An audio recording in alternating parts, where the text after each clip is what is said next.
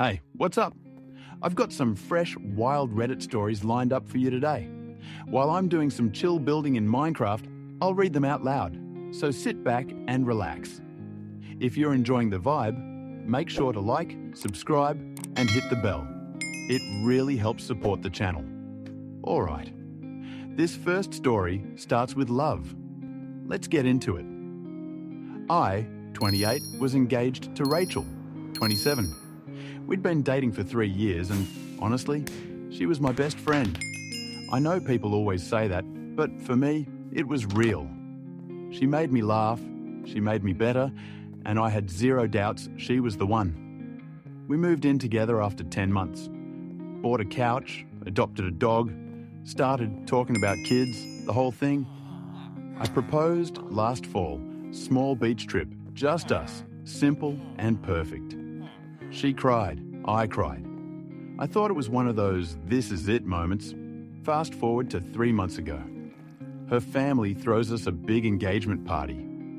Nothing over the top, just food, drinks, a few toasts, some cousins from out of town. I'm making the rounds, saying hi to people, thanking everyone for coming. Then I notice Rachel isn't around. I figure she's in the kitchen or outside. No big deal. But 10, 15, 20 minutes go by. Still no Rachel. So I go looking. Eventually, I find her. Upstairs, in one of the guest bedrooms, with one of my best friends. I don't even want to write his name. Let's just call him D. They weren't. Caught mid-act. But it was bad enough. Her dress was pulled up. His shirt was off. They froze when I opened the door. Dead silence. I didn't scream. I didn't punch anyone. I just stood there.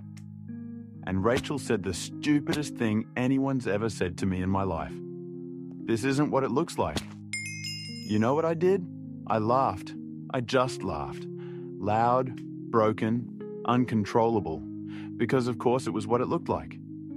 I turned around and walked straight downstairs.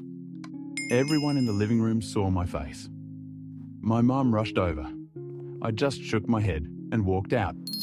D followed me out into the yard, like he had something to say. He opened his mouth and said, "It was a mistake." I lost it. I shoved him, hard. He didn't fall, but he backed off. I said, "You were supposed to be my best man." He said nothing. I drove home that night alone. Rachel tried calling. I blocked her. Next morning, I packed a bag, went to stay at my brother's place. She sent messages, emails. I was drunk. I didn't plan it. I didn't want to hurt you. Too late. Here's where it gets worse. Turns out they'd hooked up before. Once, a year into our relationship. She said it was a mistake that meant nothing and that it never happened again. But the only reason I found out, Dee's girlfriend messaged me. Yup, he had a girlfriend too. And she found out when Rachel accidentally texted him instead of me the night after the party. She sent him a message that said, "You think he knows? I couldn't even look at him tonight." She meant to text her friend. She texted DD's girlfriend saw the message. She sent it to me. I felt like my entire relationship, the love, the laughter, the plans, just disintegrated. Rachel's mom called me 2 weeks later to talk. She said things like, "People make mistakes. Don't throw away something so beautiful. She still loves you." But you know what? I don't care. I don't care if she regrets it. I don't care if she cries. I don't care if she writes me a 20-page letter. Because at the end of the day, she chose this. She had 100 chances to walk away, to tell the truth, to not destroy me in front of everyone I care about.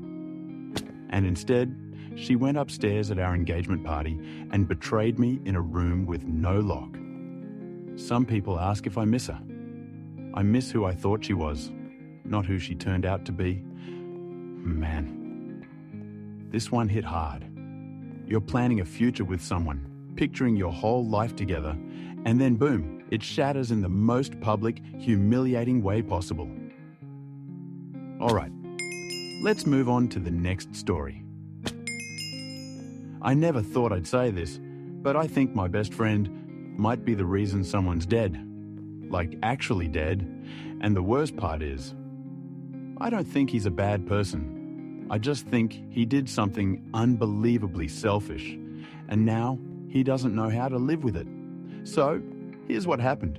I've known David since college. We were roommates freshman year, total opposites, but we just clicked. He's one of those guys who's always been obsessed with the idea of having a family. Like, he legit had baby names picked out by junior year. While I was still figuring out what city I even wanted to live in, he was talking about minivans and backyard BBQs. But he's not some weirdo. He's actually really grounded. Soft-spoken, super kind. The kind of guy who remembers birthdays and always volunteers to help people move. You get the idea. Anyway, a few years after college, he started dating Lily. She was awesome, like genuinely awesome. Super sharp, dry sense of humor, kind of intimidating in that cool older sister kind of way. She was in grad school for publishing, hustling hard, always juggling internships, classes, freelance editing gigs. She had this whole life mapped out and, somehow, David fit into it. Thing is, she was very upfront about not wanting kids anytime soon. Maybe someday, but not in the middle of school, not before she got her career off the ground. David said he was fine with that, said he'd wait. And I guess, for a while, he did. But apparently, not really. Fast forward a couple years. Lily finishes school, gets a job at this indie press she'd been dreaming about. Things seem great. They're living together, adopted a rescue dog, posting cute little brunch pics. From the outside, it looked solid. Then last week, we're at our usual late-night diner spot. We go there to decompress. Been doing it for years and he's acting weird. Just real quiet. Staring at his coffee like it said something offensive. I asked him what was up, and at first he shrugged it off. Then he just goes, dead serious. I think I killed her. I thought maybe it was metaphorical at first, like I said something I shouldn't have, or I ruined her life. But no, he meant it literally. He tells me he sabotaged Lily's birth control. At first, I thought I misheard him, but he repeats it, says he poked holes in a few of her pills. Not all of them, just a few, so she'd miss enough to maybe conceive, but not suspect anything. And when she got pregnant, he acted surprised. Played the part, held her while she cried, told her they'd be okay, that he'd take care of her, that they'd make it work. I honestly felt sick hearing it, like my hand started shaking under the table, shaking under. I asked him why the hell he would do that, and he just said, I thought once it happened, she'd come around. She'd see that it was meant to be. And yeah, Lily did come around. Slowly. She cried for a couple of weeks, missed work, considered her options. But eventually she said, okay. She started picking out names, shopping for baby stuff. I remember David sending me a picture of a little pair of baby socks and being so damn proud. Then the due date came. She went into labour a little early, nothing super alarming, but during delivery, something went wrong. There was bleeding, a lot of it. Doctors rushed in. They tried to stabilise her, but they couldn't. She died in the hospital that night. Their daughter lived. Beautiful baby girl, healthy and loud. But Lily was gone. And now, 2 months later, David's sitting across from me in a booth saying he can't even look at his daughter. Says every time he sees her face, he sees Lily dying. That he wakes up in a cold sweat every night, dreams of blood, of her screaming, of the way she looked at him the night before like she knew something was off. He's barely eating. Says he hasn't held the baby since the first week.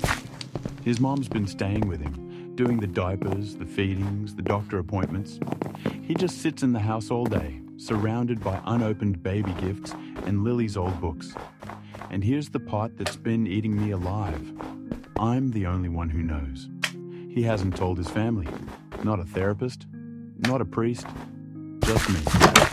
He said he couldn't carry it alone anymore, but now he's passed it to me, and I don't know what to do with it. Because, yeah, it wasn't murder in the legal sense. No one could prove it. But it was a violation. He took her choice away, tricked her into a pregnancy she didn't plan, and then she died because of it. And now there's this baby. This beautiful, innocent baby girl who has no idea that her entire existence was built on a lie. Who will grow up without a mother and, one day, maybe without a father too, if David spirals any further? I don't know what the right thing is. If I tell someone, maybe it ruins his life. Maybe it makes things worse. But if I don't, then what? I just live with it, pretend it didn't happen? I haven't slept in days. I keep thinking about Lily, about her last months, wondering if she ever suspected, if she ever had a gut feeling and ignored it because she trusted him. And I keep thinking about that baby. What kind of life she'll have, if she'll be okay, if she'll ever know the truth, whether she even should. All I know is this: I don't think I'll ever look at David the same way again. And maybe that's the least of the consequences he deserves. Man, what a story. Like at first you're thinking, okay, kind of a weird move. And then boom, everything just falls apart. All right, switching it up. Next one's a whole different kind of situation, but it's got that same off vibe. Look, I never thought I'd be the guy who gets thrown out of his own wedding reception. But here we are. And yeah, I earned it. Let me take you back to 6 months ago. I was engaged to this amazing woman, Megan. Beautiful, smart, funny, in that dry, sarcastic way where you're not always sure if she's kidding or not. We'd been together for 3 years and, honestly, I thought I'd hit the jackpot. Our wedding was planned for mid-June at this vineyard-style venue about an hour outside the city. Outdoor ceremony, string lights, wood-fired pizza oven, the whole Pinterest board come to life vibe. Now here's the thing. Megan, how do I say this? Type A, like military grade organized. She had spreadsheets for the guest list, timelines for the photographer, a folder on Google Drive for napkin options. Meanwhile, I'm more of a, yeah, we'll figure it out kind of guy. So from the beginning, my job was basically show up, wear what she tells me to, and don't touch anything. That was fine by me. But about 2 weeks before the wedding, I made a mistake. A big one. See, I got this idea in my head that I should surprise her. Do something from me. You know, make the day special, not just for her, but from me. And I don't mean like a handwritten note or something normal. No, I went full disaster mode. I decided I was going to write a song. I should pause here and say, I can't sing. At all. I played guitar in high school, sure. But we're talking about the kind of playing where you learn 3 chords and think you're John Mayer. Still, I was convinced it would be romantic. I pictured myself walking out after the speeches, guitar in hand, a soft spotlight, the whole room gasping like I'm some Nicholas Sparks character. So I stayed up late after work, writing lyrics on the Notes app, practiced in the car during lunch breaks, even made my co-worker Jenny, who used to be in a band, listen to early drafts. She told me it was bold, which I now understand was code for, oh God, please don't. But I pressed on. The day of the wedding comes. The ceremony goes beautifully. Megan looks like something out of a dream. I almost cry reading my vows. We take 1,000 photos, hug everyone we've ever met, and head into the reception like 2 royalty entering their kingdom. Now, I had coordinated with the DJ to sneak in my little moment after dinner, but before dessert. So after the toasts, I signal him. He lowers the lights. I get handed the guitar I hid behind the stage. People start murmuring. Megan's looking at me like, what the hell is happening? And I just start. I strum once. The guitar is wildly out of tune. I try again. It gets worse. Nerves hit me like a truck. My hands are shaking. My voice, somewhere between a whisper and a goat in distress. I try to push through. But the lyrics I wrote, God help me, were trying to rhyme forever with pizza oven fire. I hear someone chuckle, I keep going. And then, the worst part. I had written this verse about how Megan and I met, and it included this throwaway joke about how she used to date my best friend Kyle. It was like, you were with Kyle, but that was wild. Now you're my bride. And he just smiled. I know. Anyway, apparently Kyle hadn't told his new girlfriend about the whole Megan thing. So now she's sitting there with her jaw on the floor. Megan's giving me this horrified, how could you look? And Kyle's just turning the color of raw salmon. I panic. I try to pivot mid-song like, haha, just a joke? That was just a joke. Let's hear it for love and champagne and oak. But it's too late. The room is stone cold. The silence is deafening. Somewhere, a fork clinks on a plate, and it sounds like a gunshot. Megan stands up, doesn't say a word, just walks out. Her maid of honor follows her. Then Kyle's girlfriend, who throws a napkin at me on the way out. I stop playing. Just sit there, guitar in hand, as half the room awkwardly sips their wine. Eventually, Megan's dad comes up to me, puts his hand on my shoulder and says, maybe you should go, son. So yeah, that's how I got kicked out of my own wedding. I Ubered home in my tux, sitting in the back seat next to a guitar I'll probably burn. And no, Megan and I aren't speaking right now. She's staying with her sister. I'm sleeping on the couch at Kyle's, ironically, because my apartment flooded last week. The worst part? I still kind of think the chorus was catchy. Anyway, after getting booted from my own wedding like some open mic dropout, I crash at Kyle's place, which, under normal circumstances, would be fine. But Kyle lives in a one-bedroom apartment with a cat that hates men and a bathroom door that doesn't close all the way. Also, Kyle has this thing where he cooks eggs at like midnight with hot sauce and sings along to 2000s emo hits at full volume. It's not ideal, but honestly, I don't even care, because all I can think about is Megan and how much I messed this up. I text her the next day. No reply. I send flowers. She doesn't pick them up. I know because the delivery app marked them as returned to sender. I try calling her sister, goes to voicemail. I even message the maid of honor, which is probably a war crime. Nothing. At this point, I'm spiraling, like real bad. I rewatch the video someone took of me singing. It's worse than I remembered. I look like a terrified raccoon strumming a banjo made of shame. And the Kyle verse? Holy hell. I don't even say the line fully. I sing whimper it, then try to save it with a rhyme about oak trees and champagne that made 0 sense. I don't even like oak trees. I start mentally drafting an apology speech, then a second one, then one in case her mom picks up the phone first. I make a plan to show up at her yoga class and beg, then delete it because I realize how stalkerish that sounds.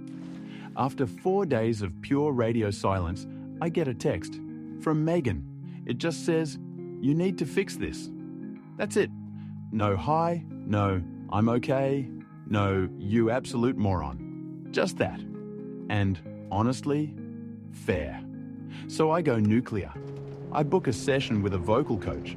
I call Jenny, the co-worker with band experience, and basically beg her to help me rewrite the song into something that doesn't sound like a crime against poetry. She agrees. On one condition. No rhyming names with food ever again. We get to work. I dump the guitar completely. We rework it into a spoken word thing with a simple piano backing track. No jokes, no clever lines, just real stuff about how I love Megan, how I'm an idiot, how I let my ego get in the way of the moment, and how, if she'll still have me, I want to earn her trust back. I send her a voice memo. 2 hours later, she texts back, that was better. That was it. But man, it felt like a damn Oscar. The next day, she agrees to meet. In person. At a little park near her sister's place. I show up 30 minutes early and sit on a bench rehearsing how not to be a moron. When she arrives, I almost cry. She's wearing this oversized hoodie and sunglasses and still somehow looks like she walked out of a magazine. But she's not smiling. We sit. It's awkward. Real awkward. Then she says, "You want to know why it hurt so much?" I nod. She goes, "It's not just the song or the Kyle line. It's that you made the whole thing about you. That day was supposed to be about us, and you hijacked it like you were auditioning for America's Got Talent." And honestly, she was right.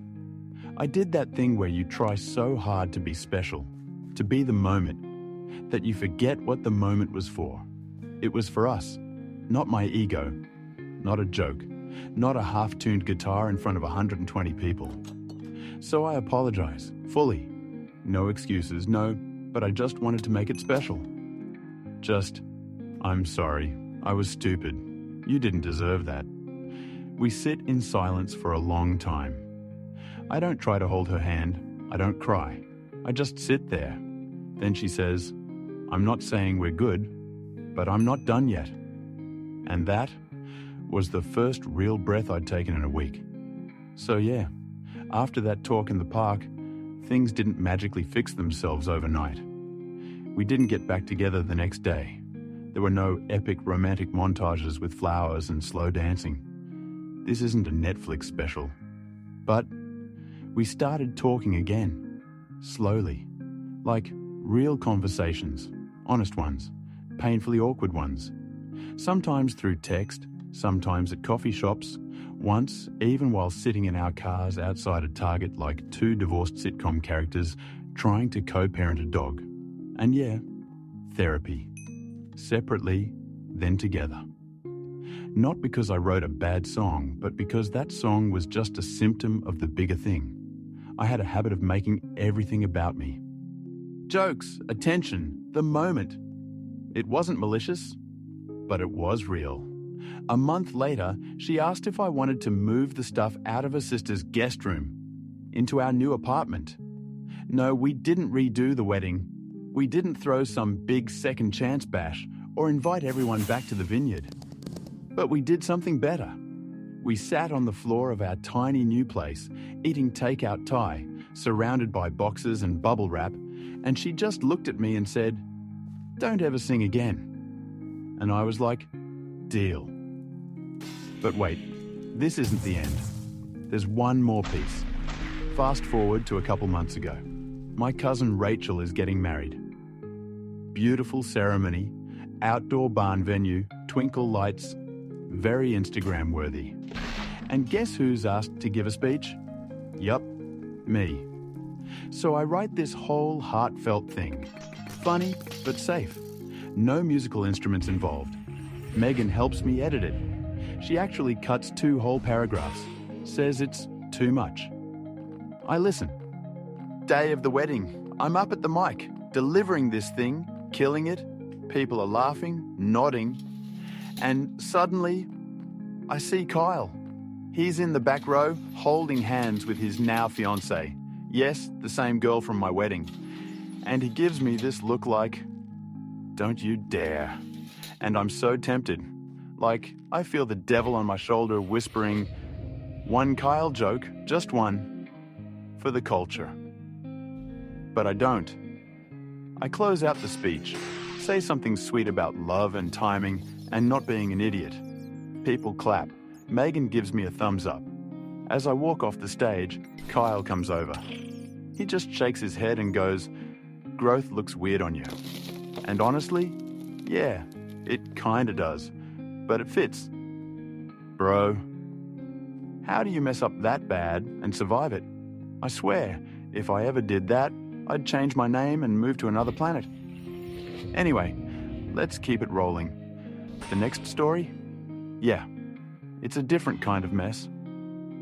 I always thought my mom was a little overprotective, but I figured that was just her being a mom. She made me text her when I got home, double-checked my laundry for toxins and used to call my doctor before my appointments just to make sure I didn't underreport anything. I'm 24 now, so yeah, it's been a lot, but it didn't hit me how deep it went until last month, when I found out she had been paying someone to pretend to be my therapist for over a year. Yeah, let that sink in. Here's how it happened. About a year and a half ago, after a really rough breakup, my mom sat me down and said she thought it would be healthy for me to try therapy. I agreed. Honestly, I wanted it. I was dealing with anxiety, sleep issues, all of it. She said she'd already looked into someone highly recommended through a family connection, and that the first few sessions would be on her. The guy's name was Dr. Marcus.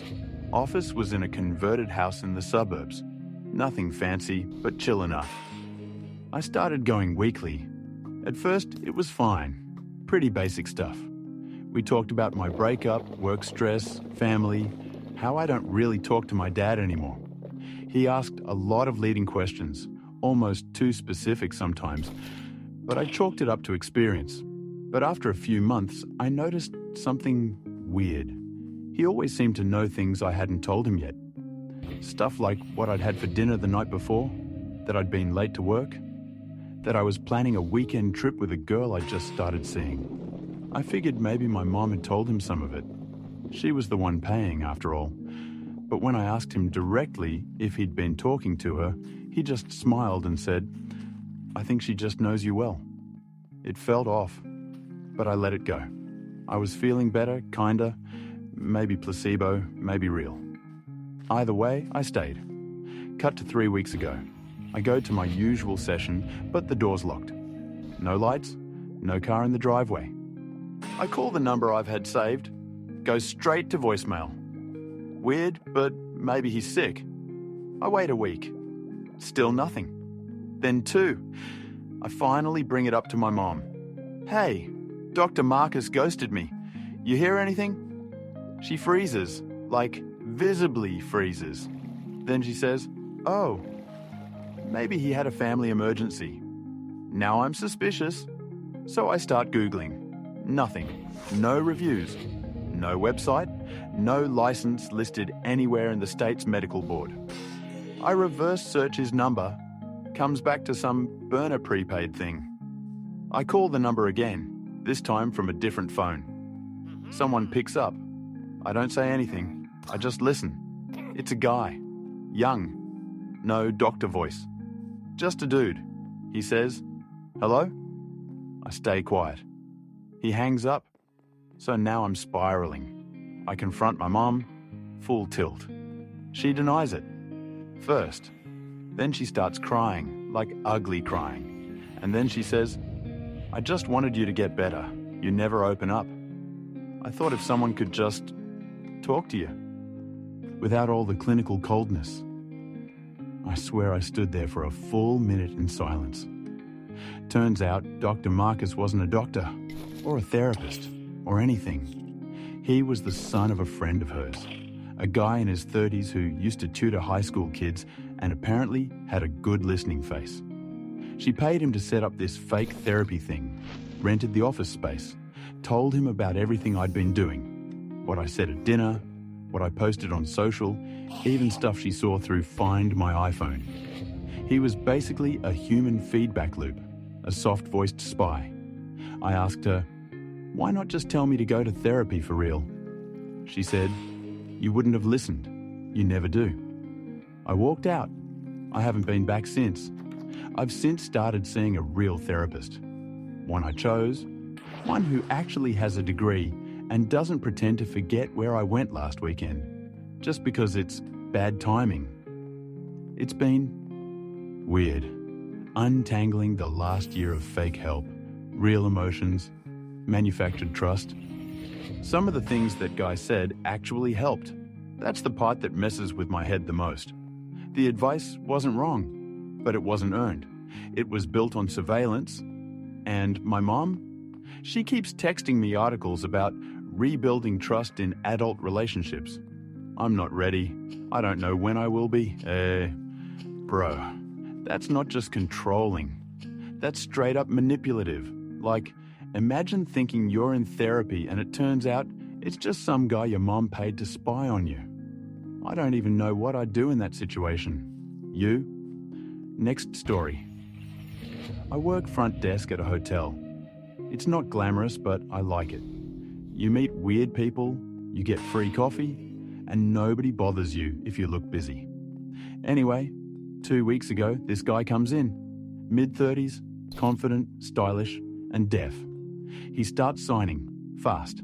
I panic. I don't know ASL, at all.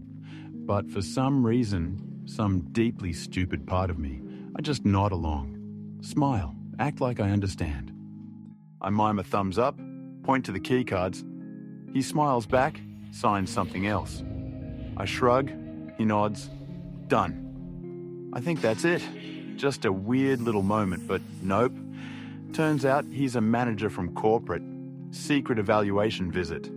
And he loved how inclusive and welcoming I was. Said it made him feel seen. Now HR thinks I'm fluent. They've added ASL support to our services. My name is literally on the flyer. I've gotten emails from other employees asking if I can help them practice signs. There's a training scheduled next week. I'm supposed to lead it. I have 7 days to either learn sign language or fake my own death. Honestly, death's looking easier. Bro, imagine just nodding your way into a whole new skill set. Man said thumbs up once, and now he's head of deaf communications. I can't. Haha. Okay, last story. Let's go. I moved into this apartment about 6 months ago. It's small, overpriced, and the water pressure makes me feel like I'm being gently judged by a ghost every time I shower. But it's mine. At first, I didn't really talk to anyone in the building, just a few polite nods in the hallway. I'm not antisocial or anything. I just don't initiate, you know? But that changed the day I ran into Miss Evelyn. Miss Evelyn is probably in her 70s, wears bright lipstick like it's armor, and speaks at a volume reserved for auctioneers and drunk uncles. She stopped me by the mailboxes and asked where I was keeping myself, which is a weird question when you live alone and leave your apartment maybe twice a week. I panicked. Instead of saying nowhere, I blurted out, "Oh, just hanging out with my neighbor, Greg." I don't know why I said it. I didn't even think about it. But her eyes lit up like I'd just told her I was dating royalty. "Oh, I love Greg," she said, like she'd actually met him. Such a quiet young man, always so polite. And so now apparently I had a neighbor named Greg. For the record, there is no Greg. But I figured, okay, fine. I'll forget about it. She'll forget about it. The universe resets. Wrong. The next day, I'm taking out the trash when Mr. Kapoor from 2B waves and says, "Tell Greg I still have his Tupperware." I just nod. Smile. Cool. Greg loves Tupperware. Noted. A few days after that, a woman I've never seen before hands me a letter. "Could you give this to Greg? It's about the community garden." Then she winks. Winks like I'm in on something. At this point, I should have come clean. Should have said, "Hey, funny story. I kind of invented a man because I didn't want to seem like a reclusive weirdo who only talks to his cat." But no, I doubled down. I said, "Yeah, sure, I'll make sure Greg gets it." And then I hid the letter in my freezer, because that felt like the safest place to store my shame. I started creating little details about Greg.